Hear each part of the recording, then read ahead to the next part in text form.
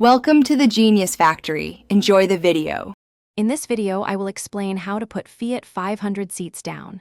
First, let's tackle the front seats. Find the lever on the outer side of the seat, close to the floor. Pull this lever upwards to disengage the seat's lock.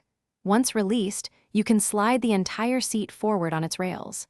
This action provides extra room, making it easier to access or adjust the rear seating area.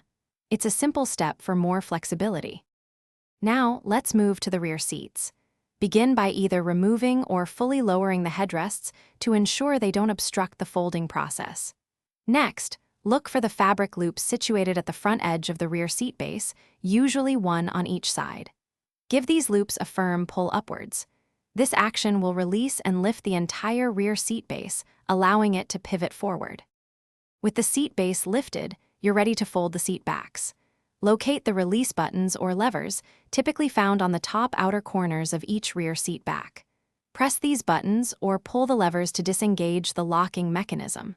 Once unlocked, you can smoothly push the seat backs forward and down. They should fold flat, creating a continuous, expanded cargo area in your Fiat 500.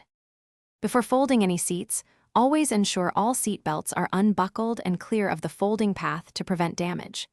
After folding, double-check that the seats are securely latched in their down position, creating a flat and stable surface for your cargo. This maximizes your Fiat 500 versatility for carrying larger items. For more tips and great deals, including a link to the new Kindle Paperwhite, check the description below. It's a fantastic way to enjoy your favorite books on the go. Thanks for watching. If you found this helpful, don't forget to like and subscribe.